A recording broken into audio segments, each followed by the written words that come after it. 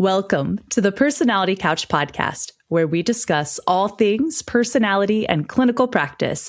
I'm your host, Doc Bach, and I'm here with my co-host, Doc Fish. And today we are wrapping up our Schizotypal personality series by discussing the 3 most unstable personalities, which, spoiler alert, includes schizotypal. So the questions we're answering this episode are: what makes some personality disorders more severe than others? Why do some personalities seem to fall apart more easily into quasi-psychosis? And what are the 3 most unstable personality structures? Let's jump in. All right, so let's start by going way back in time to our earliest psychoanalytic shrinks. We had a heavy emphasis on personality and its overall influence on the psyche, emotions, behaviors, etc. And we put personalities into 2 main buckets: sane and insane, or nuts and not nuts, basically.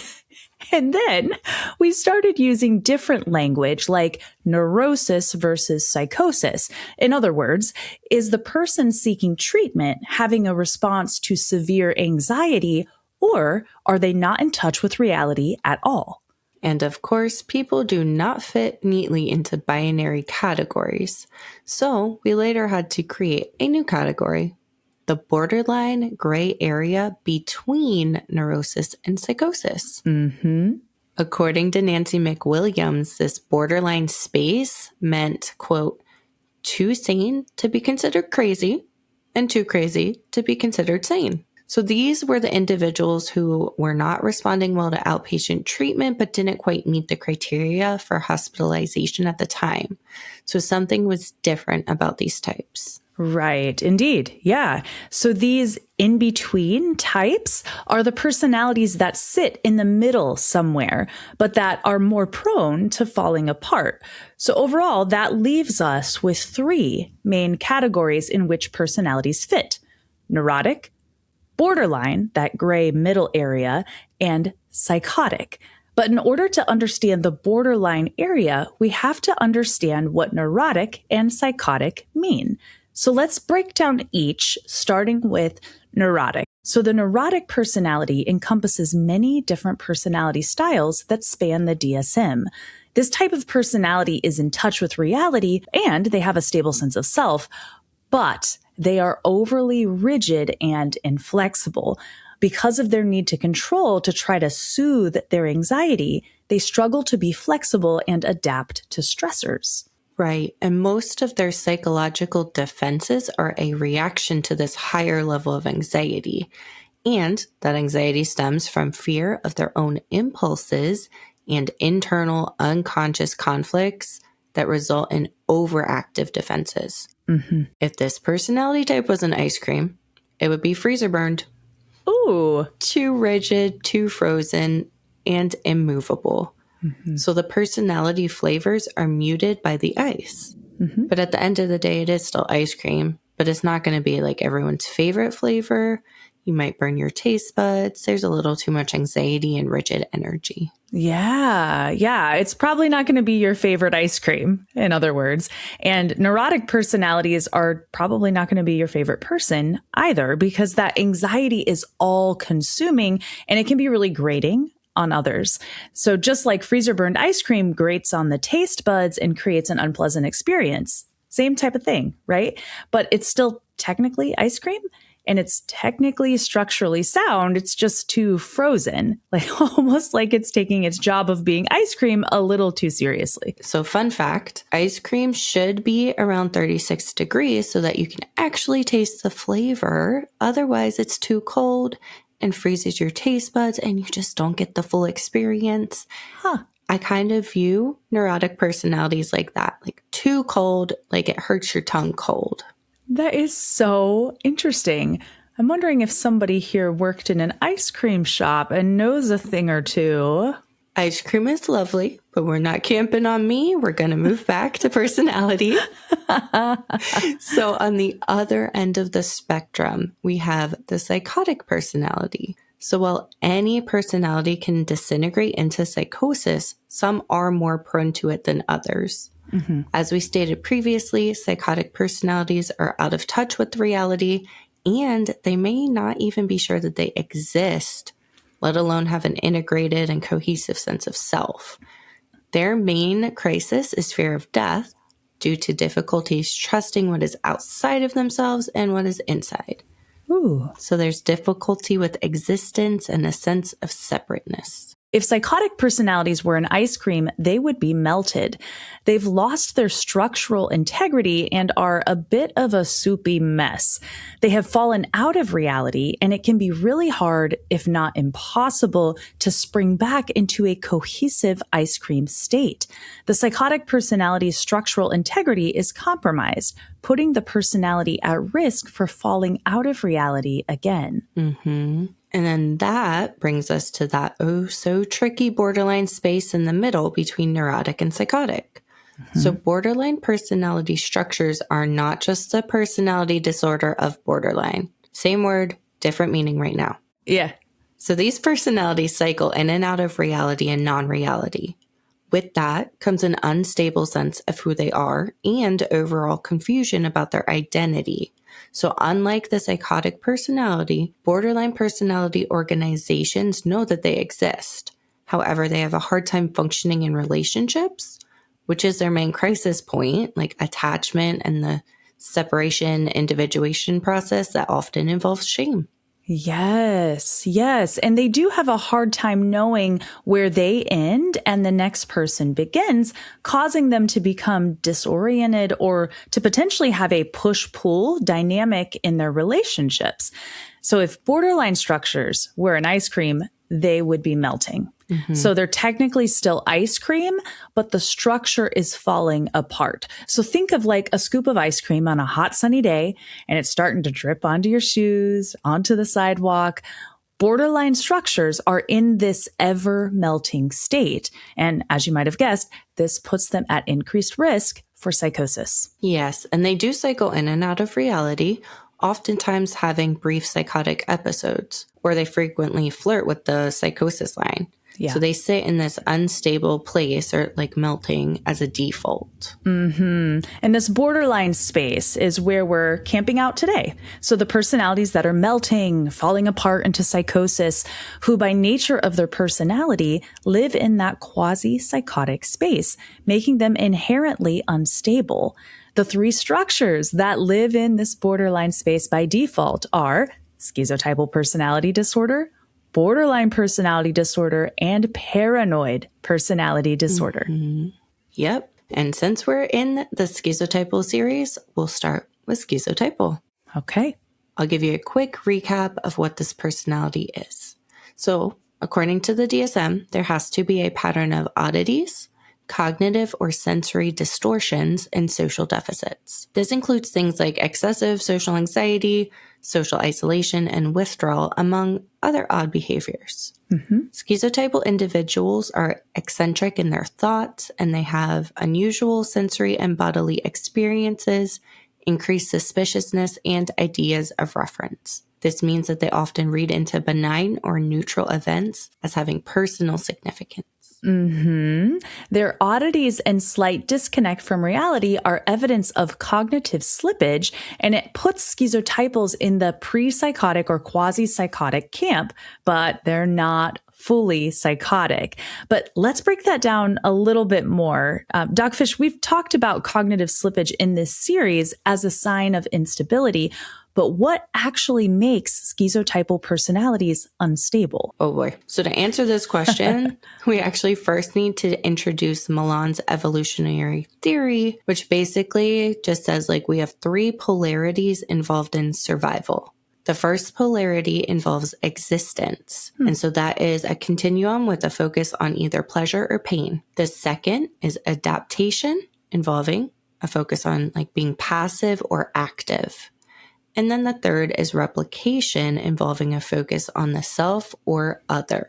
Okay. Yeah. All right. So according to Millon, all personalities have some type of relationship to these three means of survival, and the personalities fall along this continuum for each. Is that right? Exactly. So all humans have survival motives, but they look different for each person or personality. Now, hopefully they're more balanced, but the more extreme someone is on either end, you get into more maladaptive territory. So for example, if someone is too self-focused, like narcissism, it probably negatively impacts their relationship somehow. While someone who is too other-focused or dependent maybe can have difficulty with their sense of self. Being balanced is key. But anyway, I made a visual that I'll put in the blog this week. Yes, it is a little tricky to understand, but the visuals do help, and I'll link our website in the show notes. Awesome. Okay, so back to your question of what makes schizotypals unstable.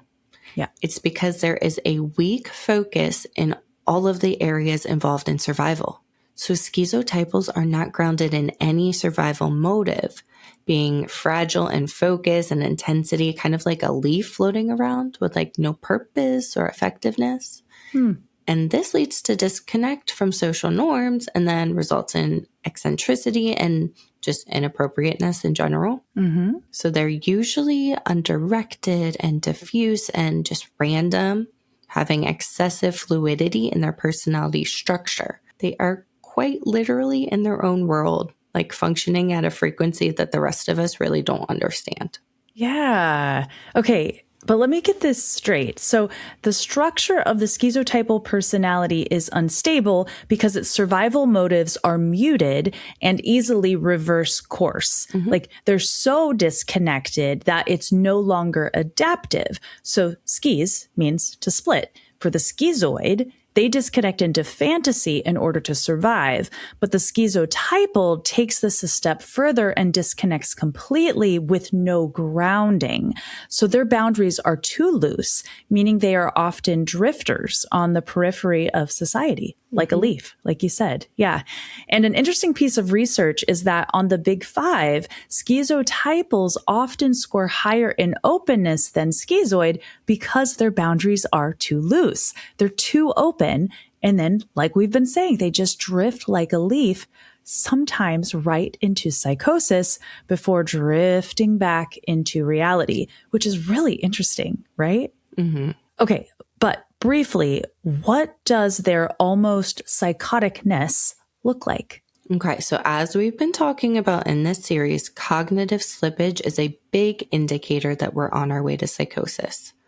This can look like bodily illusions or sensations of being disconnected from the body or that feeling like their body's not theirs. So it's not fully psychotic delusions, but they're illusions that tell us that their sense of grounding is off. Yeah. Ideas of reference is another big one. So believing that everyday events that are actually neutral are specific to you. So for example, like, oh, they're talking about me over there because they just looked at me. But later these ideas can be challenged. So it's not quite a delusion. But something is off in how they interpret the world and how they feel like they are physically present in their bodies. Right. Yeah. And they might be very superstitious or preoccupied with the paranormal or like otherworldly phenomena that are outside the norms of their subculture. So again, it's that fringe reality stuff or like magical thinking or telepathy, among many, many other things that it could be. But it's that disconnect from the self and the world that leads them to this quasi-psychotic place. And they are just a little odd, like a little off, but they're not dangerous. Now, Millon also notes that for structurally defective personalities, there is almost always another non-structurally defective personality disorder that goes along with it. Makes it more confusing. So, for the schizotypal, schizoid and avoidant personalities are usually the ones that disintegrate and fall apart into schizotypal. That is really interesting. I have definitely seen that in psych testing results where there's an unstable structure with a pop of color in another personality disorder category. But I think also what you're saying is that personality disorders can disintegrate into one of these unstable structures, which puts them at risk for further deterioration and possible psychosis. Yes. So the structurally defective personality disorders usually start with and stem from like another like regular personality disorder. It's the structure that falls apart, like the architecture of the psyche. That is so interesting. Okay, so if I were to take a Polaroid snapshot of someone's psyche, and maybe I'm seeing the schizotypal traits, cognitive slippage, oddities, etc., it's possible that it could be a pure schizotypal personality and that maybe the psyche originated from that unstable point. But it's also possible that the deterioration came from another origin point, potentially schizoid or avoidant if the personality starts to fracture. You got it. Yeah. So, like when we're looking at schizotypal, we see ruins or rubble, like a structure that is actively falling apart. It can be hard to know what structure that used to be. Like, was it a house? Was it a store? But essentially, the building that schizotypal used to be was likely schizoid or avoidant, though it is possible it started as a pure schizotypal personality. That is debated. But yeah. Yeah, that's another interesting thing, too. So it actually reminds me of childhood schizophrenia, right? As an example of starting off in this like falling apart space, that it's rare, but it does happen, just like childhood schizophrenia, not commonly diagnosed, but it technically is a thing. And it sounds like researchers here are mixed onto whether or not the personality can start from that unstable place. But alas, we do have to move on. We have two more categories. Sure. So let's move to borderline personality disorder as the second of the unstable structures. And before we get into the details, I just have to say once again that we are terrible at naming things as shrinks. Oh boy, aren't we? Yes, yes. So I'm just going to take a rant real quick. Why in the world would we call a personality disorder the same name as a level of personality organization? Like, how confusing is that? And it's such a nondescript way to label the unique pain and instability represented in this condition. But I digress. We are indeed talking about borderline personality disorder, which is inherently at the borderline level of personality organization. So it is a personality that's unstable and falling apart. A quick overview of borderline personality disorder. This is characterized by instability in sense of self, mood, and relationships, and just overall sense of emptiness on the inside. So the empty spot is easily triggered by a huge fear of abandonment, which then leads to impulsive behavior and even self-harm or parasuicidal behavior. Yeah. And interestingly, any of the three unstable structures, among others, can engage in parasuicidal behavior or possible attempts. And sometimes such attempts and gestures can give us clues about the health of the psyche. But, Doc Fish, what does their almost psychoticness look like? I've seen this in regard to considering or making impulsive major life changes. So it might be moving to a different state, quitting their job, leaving a relationship. It could also look like preoccupation that a friend is out to harm them or their coworkers are just talking about them behind their back and plotting against them. Sometimes it can also be brief dissociative episodes, ranging from just wasting the day away in bed and not existing to self-harming, like without feeling pain. Yeah. And I've also seen it as like some fleeting paranoia about others being out to get them, leading to impulsive and reckless decisions. And interestingly, I've also heard of some borderline personalities having brief psychotic episodes where they have full-on delusions or hallucinations, but they come back to reality quickly and are aware of their brief stay in psychosis, which is just like, that blows my mind, right? To step out of reality and have awareness of it. That's typically not a thing. But borderlines are, as far as the personality goes, borderline personalities are usually extremely aware of their psychic pain to a fault, I would say. Oh, absolutely. Yeah. So here it's their emotional instability and conflictual needs that put them at risk for potential psychosis versus schizotypal. It's their cognitive slippage and detachment from the social world. Now, in regard to the survival motivations in Millon's theory, borderlines have an average focus on each. So there's average focus on pleasure pain, passive active, and self-other. Sounds amazing, right? Yeah. Except the thing with borderline is that there is a conflict within each domain. Okay. Tell me more about that. Yeah. Yes. So there's average focus in each survival category, but each one is always in conflict, making it unstable. They keep switching back and forth between the different survival polarities, which is often why we tend to experience the push-pull dynamics in borderline personalities. Yeah. So come here, go away. I love you. Don't leave me. Go away. I don't need you. Like they're constantly changing positions in relationships. There is an intense, extreme inconsistency and ambivalence resulting in emotional lability, unpredictable behaviors, and thoughts and feelings about others that are just always changing. Yeah. And they're inconsistent too. Yeah. Which makes a lot of sense because then they seem wishy-washy a lot of the time. So constantly changing that position and their view in the relationships and their emotions and even in how they view themselves. So it is an ever-changing roller coaster depending on where they are at in that moment. Exactly. Also, for the structurally defective borderline personality, the other personalities that often coexist with it include melancholic, dependent, avoidant, histrionic, narcissistic, and antisocial. Wow. Okay. So there's a lot of personalities that can coexist with borderline personality, or possibly even personalities that can disintegrate into borderline personality. So this spans clusters B and C, personality disorders in the DSM.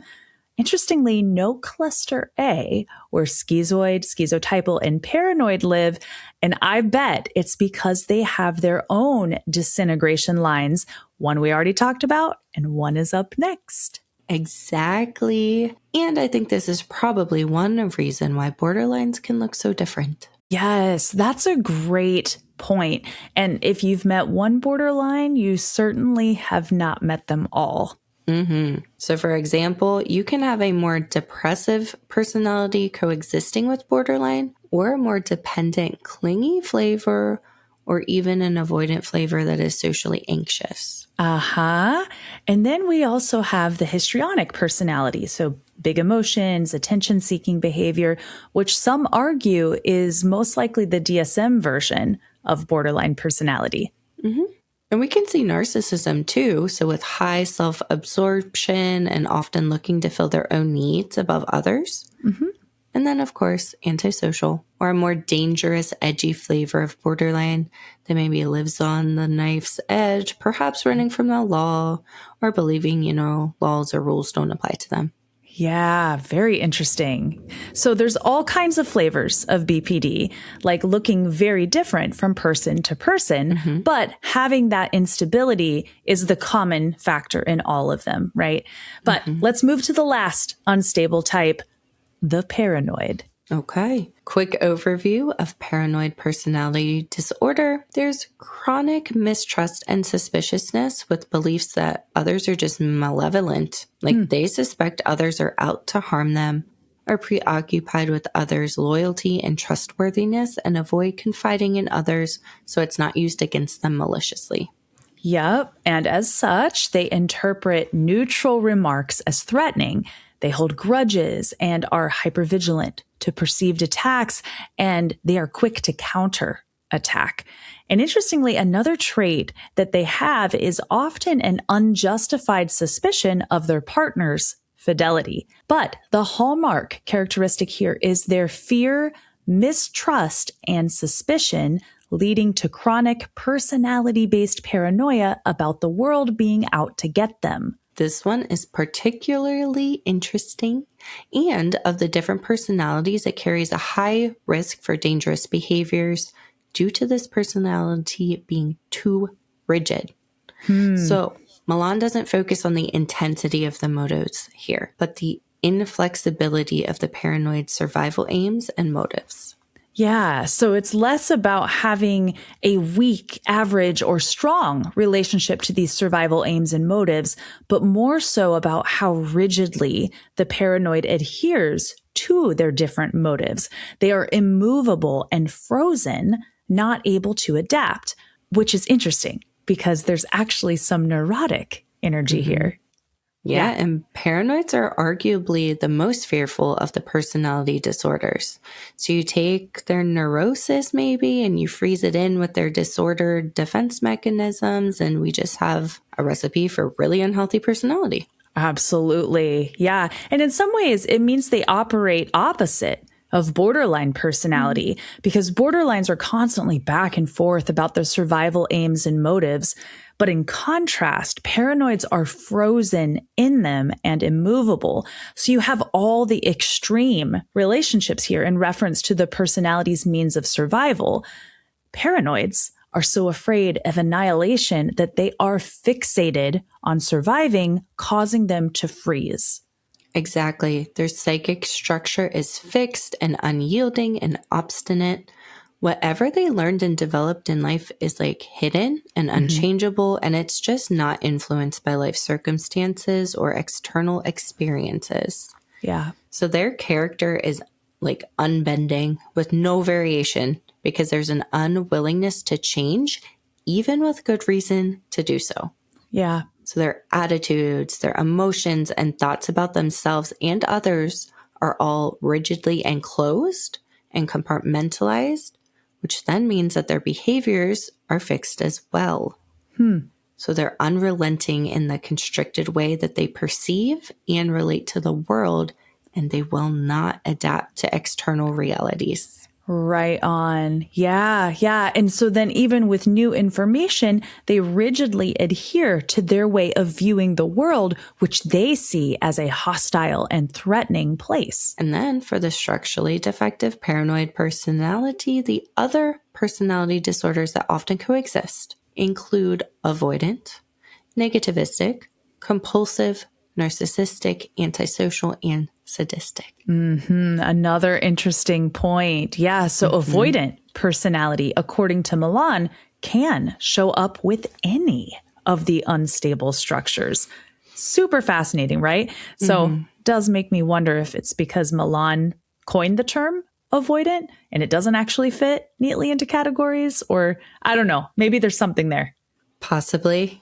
I'm still not convinced that avoidant is its own like fully separate personality, but I'm not sure. But I won't go there right now.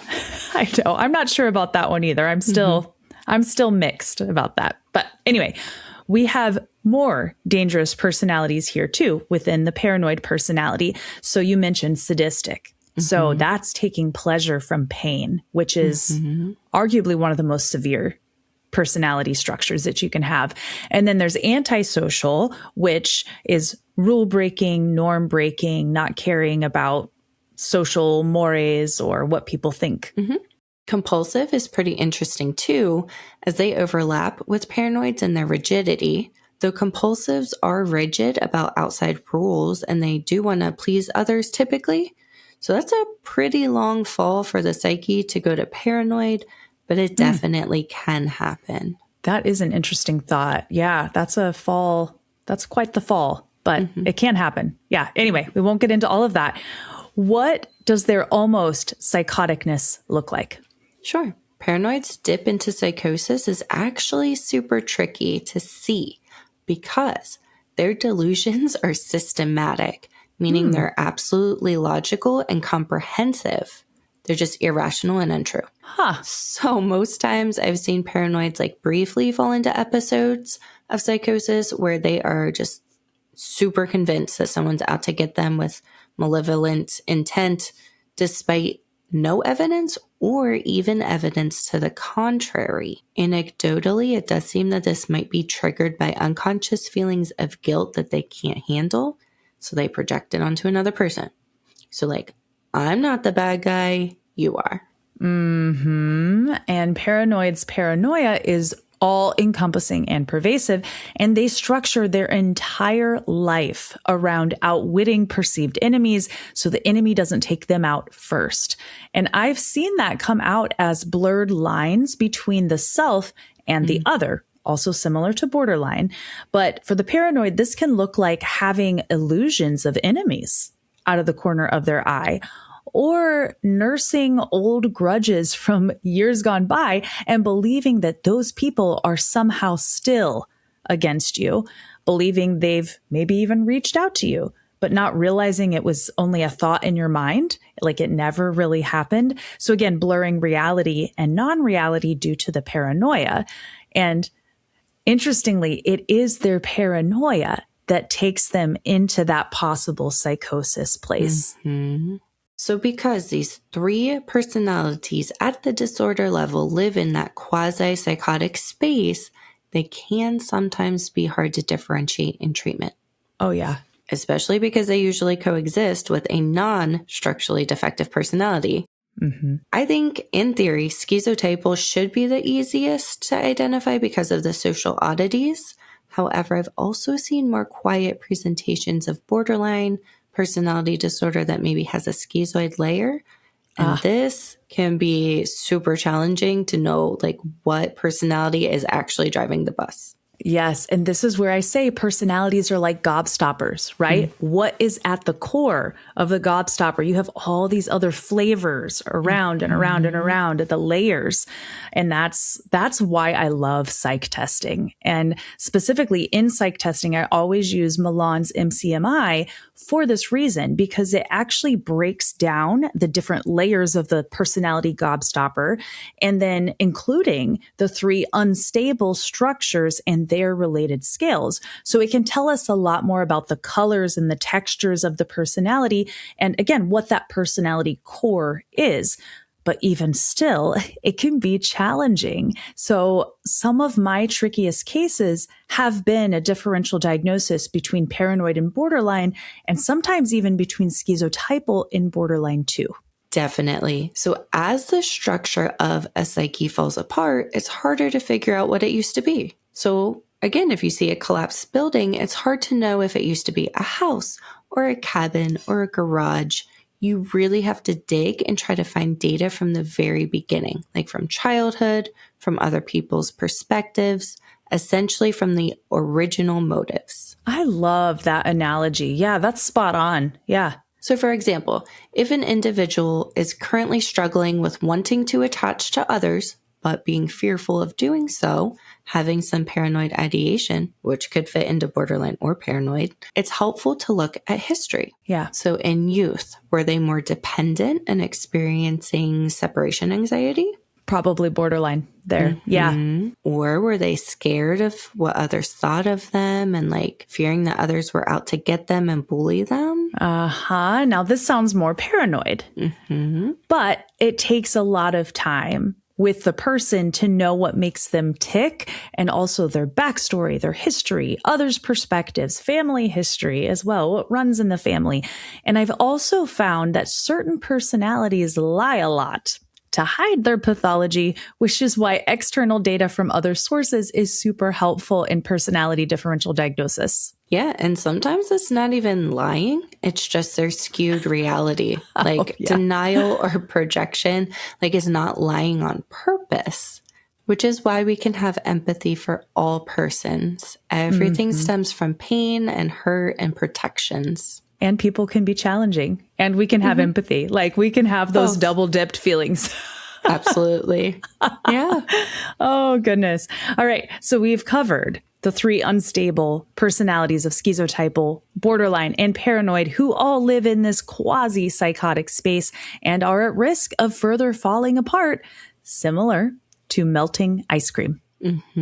Their instability stems from their unhelpful relationship with survival motives and aims, putting them at risk for further deterioration. From cognitive slippage of the schizotypal to emotional instability of the borderline to rigid paranoia of the paranoid, their psychic architecture is falling apart. Yes, this is super interesting stuff. And I will say too, if our listeners and viewers have found schizotypal and schizoid interesting, we also think that you'll like avoidant personality, which is coming up next, as there's a significant overlap with this personality. So I'm really excited for that series to launch very soon. But for today, that's a wrap. So thank you for joining us on this episode of The Personality Couch. Make sure to check out our blogs that coincide with these episodes at www.personalitycouch.com. And as always, don't forget to give us a thumbs up or rate and review us on your favorite podcast app. And on YouTube, hit that bell so you don't miss a single episode of our upcoming series on avoidant personalities. Be well, be kind, and we'll see you next time on The Personality Couch. This podcast is for informational purposes only and does not constitute a professional relationship. If you're in need of professional help, please seek out appropriate resources in your area. Information about clinical trends or diagnoses are discussed in broad and universal terms and do not refer to any specific person or case.